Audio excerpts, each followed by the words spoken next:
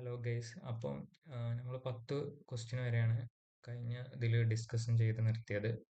ഇനി 11, 12, 13, 14, 15 5 ക്വസ്റ്റ്യൻസ് വളരെ ഡീറ്റെയിൽഡ് ആയിട്ട് നമുക്ക് ഡിസ്കസ് ചെയ്യാം. ഓക്കെ, ഇതിൽ 11ാമത്തെ ക്വസ്റ്റ്യൻ പറയുന്നത് നമുക്കൊരു ലൈനിൻ്റെ ഇക്വേഷൻ തന്നിട്ടുണ്ട്. If the line 3x - 2y = 7 is tangent to the graph y = f of x at x = 1, then what is the value of f dash of 1? So basically ഈ ഗ്രാഫിൻ്റെ derivative value X equal to 1 ആണ്. ആ X equal to 1 tangent ലൈനിൻ്റെ ഇക്വേഷനാണ് നമുക്ക് തന്നത്. അപ്പം ഈ tangent ലൈനിൻ്റെ സ്ലോപ്പും ഈ ഫംഗ്ഷൻ്റെ ഡെറിവേറ്റീവിൻ്റെ വാല്യൂം എക്സ് ഇക്വൽ ടു 1 സെയിം ആയിരിക്കും. സോ ബേസിക്കലി ഇവർ ചോദിക്കണം എന്താ വെച്ചാൽ F dash of 1 equal to ഈ തന്ന ടാൻജന്റ് ലൈനിൻ്റെ സ്ലോപ്പിൻ്റെ വാല്യൂ ആണ് ചോദിക്കുന്നത്. അതിന് ഈക്വൽ ആയിരിക്കും ഇതിൻ്റെ വാല്യൂ എന്ന് പറയുന്നത്. ഓക്കെ, സോ ബേസിക്കലി നിങ്ങൾ നോക്കിയാൽ അറിയാം, ഇതിന് ഒരു എക്സ്പ്ലനേഷൻ ആണ്. ഓക്കെ, ഈക്വേഷൻ ഈ ലൈൻ ടാൻജന്റ് ലൈൻ നമ്മൾ y = mx + c എന്ന ഫോമുല എഴുതാം. അപ്പോൾ എം എന്ന് പറയുന്നത് സ്ലോപ്പാണ്. സോ ഇത് mx + c എന്നൊരു ഫോമുലാണ്. അപ്പോൾ ഇതിൻ്റെ സ്ലോപ്പ് എന്ന് പറയുന്നത് 3/2 ആണ്. അത് എന്തിന് ഈക്വലൻ്റ് ആയിരിക്കും? എഫ് ഡാഷ് ഓഫ് 1 ഈക്വലൻ്റ് ആയിരിക്കും. അപ്പോൾ അതാണ് ഇതിൻ്റെ ആൻസർ. ഇതിൻ്റെ എക്സ്പ്ലനേഷൻ വേണമെന്നുണ്ടെങ്കിൽ നിങ്ങൾക്കൊന്ന് പൗസ് ചെയ്തിട്ട് വായിച്ച് നോക്കുകയും ചെയ്യാം. ഓക്കെ, നമുക്ക് ഇനി അടുത്ത ക്വസ്റ്റ്യൻക്ക് മൂവ് ചെയ്യാം. സോ അടുത്ത ക്വസ്റ്റ്യൻ എന്ന് പറയുന്നത് find the value of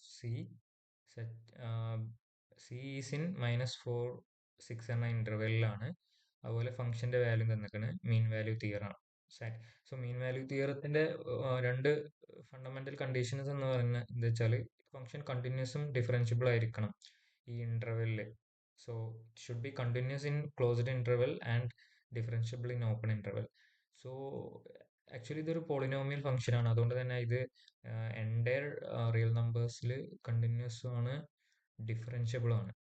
so ഇനി നമ്മൾ മീൻ വാല്യൂ തിയറത്തിൻ്റെ ആ ഒരു കൺക്ലൂഷനായ F dash of C equal to F of B minus F of A divided by B minus A, ആ ഒരു ഫോർമുല അപ്ലൈ ചെയ്ത് കൊടുത്താൽ ഇവിടെ എ എന്ന് പറയുന്നത് -6ഉം ബി എന്ന് പറയുന്നത് എ എന്ന് പറയുന്നത് -4ഉം ബി എന്ന് പറയുന്നത് 6ഉം ആണ്. അപ്പോൾ അത് ഇട്ട് കൊടുത്താൽ നമുക്ക് ആൻസർ കിട്ടും. അതിൻ്റെ ഒരു എക്സ്പ്ലനേഷൻ പറഞ്ഞുതരാം. സോ ഇവിടെ ശ്രദ്ധിച്ചറിയാം, ഇതാണ് അതിൻ്റെ ഫോർമുല. സോ ഇതിൽ ഇട്ട് കൊടുത്താൽ മതി. ഓരോ വാല്യൂ ഇട്ട് കൊടുത്തു കഴിഞ്ഞാൽ നമുക്ക് കിട്ടുന്നതിൻ്റെ വാല്യൂ എന്ന് പറയുന്നത് സി ഈക്വൽ ടു 1. ആൻഡ് ഇവിടെ നമ്മൾ ശ്രദ്ധിക്കേണ്ട ഒരു കാര്യം എന്താ വെച്ചാൽ ഈ സി ഈക്വൽ ടു 1 കിട്ടിയാൽ ഉടനെ തന്നെ ആൻസർ പോയി സി ഈക്വൽ ടു 1 എന്ന് കുത്തരുത്.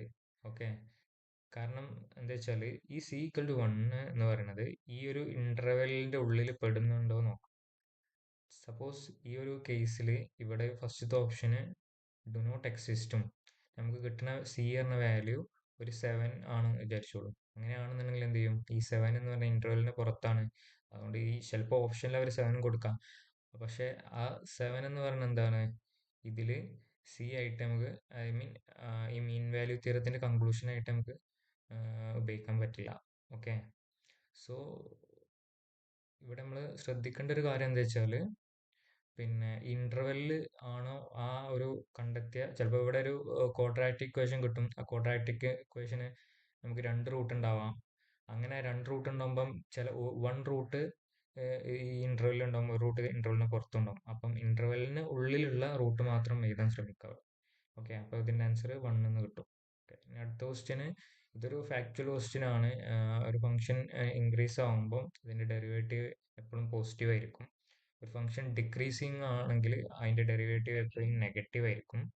ഒരു ഫംഗ്ഷന് ഇൻക്രീസിങ്ങും അല്ല ഡിക്രീസിങ്ങും അല്ല എന്നുണ്ടെങ്കിൽ അവിടെ ഡെറിവേറ്റീവ് ഒന്നില്ലെങ്കിൽ 0 ആയിരിക്കും, അല്ലെങ്കിൽ ഡെറിവേറ്റീവ് ഒന്നില്ലെങ്കിൽ എക്സിസ്റ്റ് ചെയ്യുള്ളൂ.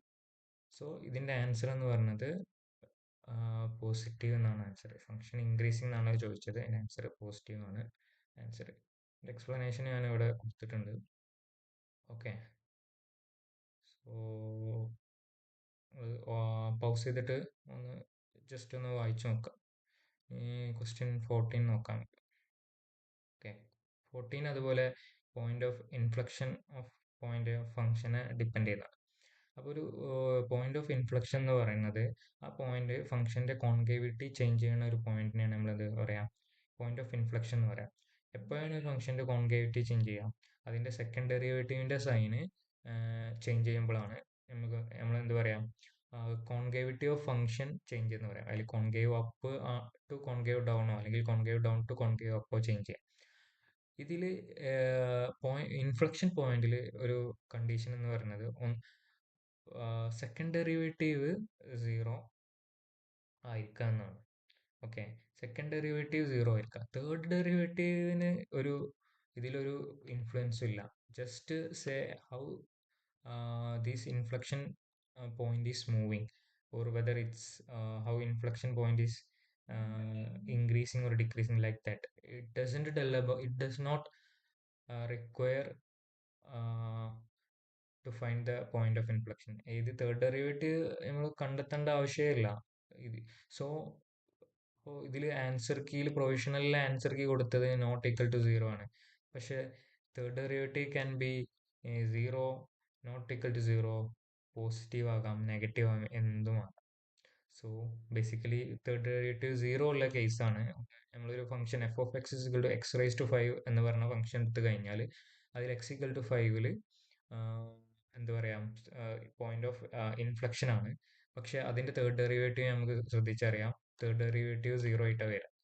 സോ അതൊരു എക്സെപ്ഷൻ ആണ്. അപ്പൊ ഇതിൽ ഏത് ഓപ്ഷൻ തേർഡ് ഡെറിവേറ്റീവിനെ ഡിപ്പെൻഡ് ചെയ്യുന്നില്ല എന്നാണ് ഇതിന്റെ ഒരു സാരം എന്ന് പറയുന്നത്. ഓക്കെ, അപ്പോൾ ഈ ക്വസ്റ്റ്യൻസ് ഡിലീറ്റ് ചെയ്യാൻ നല്ല ചാൻസ് ഉണ്ട്. ഇതിന്റെ ആൻസർ പ്രൊവിഷണൽ സി ആണ് കൊടുത്തത്, പക്ഷെ അത് തെറ്റാണ്. സോ നിങ്ങൾ ഇതിൽ ശ്രദ്ധിച്ചറിയാം. ഓക്കെ, ഓരോ കാര്യങ്ങൾ, പോയിന്റ് ഓഫ് ഇൻഫ്ലക്ഷൻ എന്താണ്, so F can be positive, negative, zero. Okay, എന്തോ. ഇനി അടുത്ത ക്വസ്റ്റ്യൻസ് കണ്ടോ, ഇവിടെ നമ്മൾ ക്വസ്റ്റ്യൻ ക്വസ്റ്റ്യൻ നമ്പർ എത്രയായിരുന്നു? 14 അല്ലേ? 14 ആൻസർ ശ്രദ്ധിച്ചറിയാം. പ്രൊവിഷണലിൽ സി ആണ് കൊടുത്തത്, പക്ഷെ അത് കറക്റ്റ് അല്ല. ഓക്കെ, അടുത്തത് ലാസ്റ്റ് ക്വസ്റ്റ്യൻ നമുക്ക് ഡിസ്കസ് ചെയ്യാം. ഇത് വളരെ സ്ഥിരമായിട്ട് ഒട്ടുമിക്ക എക്സാമിനും ചോദിക്കുന്ന ഒരു ക്വസ്റ്റ്യൻ ആണ്. ഈ ക്വസ്റ്റ്യൻ കാണുമ്പോൾ തന്നെ നമുക്ക് ആൻസർ ചെയ്യാൻ പറ്റുന്ന ഒരു ക്വസ്റ്റ്യൻ ആണ്.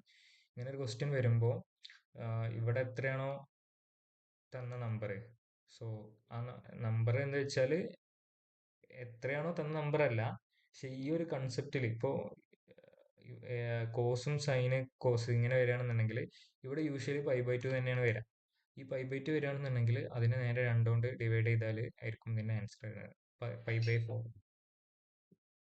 ഓക്കെ, സോ ഇതിന്റെ ഒരു എക്സ്പ്ലനേഷൻ എന്ന് പറയുന്നത്, കൺസെപ്റ്റ് എന്ന് പറയുന്നത്, ഡെഫിനിറ്റ് ഇന്റഗ്രലിന്റെ ഒരു വളരെ ഇമ്പോർട്ടൻറ്റ് പ്രോപ്പർട്ടിയാണ് നമ്മൾ ഇതിൽ ഉപയോഗിക്കുന്നത്. നമുക്കൊന്ന് കണ്ടുനോക്കാം. കണ്ടോ, ഈ ഒരു പ്രോപ്പർട്ടിയാണ് ഇതിൽ ഉപയോഗിക്കുന്നത്. ഓക്കെ, ഇത് അങ്ങനെ നമ്മൾ എന്ത് ചെയ്യും, ഇത് വീണ്ടും ഈ സെയിം ഇന്റർഗ്രൽ നമ്മൾ ഇങ്ങനെ ചെയ്യുമ്പോൾ എന്ത് ചെയ്യും, cos 90 minus X sine 90, cos 90 minus X sine X ആവും, sine 90 minus X cos X ആവും. അപ്പം ഇങ്ങനെ ഒരു വ്യത്യാസം വരും ഇതിൽ. അപ്പോൾ വീണ്ടും ഐ എന്ന് പറയുന്നത് ഒരു ഡിഫറെന്റ് ഇത്, ഒരു ന്യൂമറേറ്റർ ഡിഫറെന്റ് ആവും, ഡിനോമിനേറ്റർ കണ്ടോ സെയിം ആണ് രണ്ട് ഇതിൻ്റെ. അപ്പോൾ ഇത് രണ്ടും നമ്മൾ ആഡ് ചെയ്താൽ എന്ത് ചെയ്യും, നമുക്ക് 2i എന്ന് പറയുന്നത് എന്ത് ചെയ്യും, ഇങ്ങനെ വരും. അപ്പോൾ പിന്നെ ഇതിൽ ന്യൂമറേറ്ററും ഡിനോമിനേറ്ററും ക്യാൻസൽ ആയി പോയിട്ട് നമുക്ക് എന്ത് ചെയ്യും, 1dx എന്ന് വരാം 2i എന്ന് പറയുന്നത്. പിന്നെ ഇന്റഗ്രേറ്റ് ചെയ്താൽ π/2 വരും. അങ്ങനെ 2i ആണ് π/2, അങ്ങനെയാണെങ്കിൽ i എന്ന് പറയുന്നത് എന്താ, π/4 വരും. അപ്പോൾ ആൻസർ π/4 ആണ് ഇതിന്റെ ആൻസർ. സോ ഇങ്ങനത്തെ ക്വസ്റ്റ്യൻസ് വളരെ ഈസി ആയിട്ട് എങ്ങനെയാണെന്ന് വെച്ചാൽ, ഈ ഒരു ഫോമാണ് നിങ്ങൾ കണ്ടു വിചാരിച്ചോളൂ, ഇവിടെ π/2 ആണ്, ഇവിടെ സൈനും കോസ് ആണെന്നുണ്ടെങ്കിൽ ആൻസർ π/4 ആയിരിക്കും. അതെങ്ങനെ കിട്ടുന്നത്, ഇതിനോട് π/2 ഡിവൈഡ് ഈ 2i ഈക്വൽ ടു ഈ ഒരു വാല്യൂ കിട്ടാൻ π/2 എന്ന് പറയുന്നത്, അങ്ങനെയാണ് കിട്ടുന്നത്. അപ്പോൾ ഇത്രയേ ഉള്ളൂ ഈ ഒരു പാർട്ടിൽ ഞാൻ ഡിസ്കസ് ചെയ്യാൻ ഉദ്ദേശിക്കുന്നത്. ഓക്കെ, ഇനി ഡിഫറെൻറ്റ് പാർട്സ് കൂടുതൽ ഇതേപോലെ എക്സ്പ്ലനേഷൻ ചെയ്തിട്ട് ഞാൻ അറിയിക്കാം. ഓക്കെ, അപ്പം ശരി, ബൈ.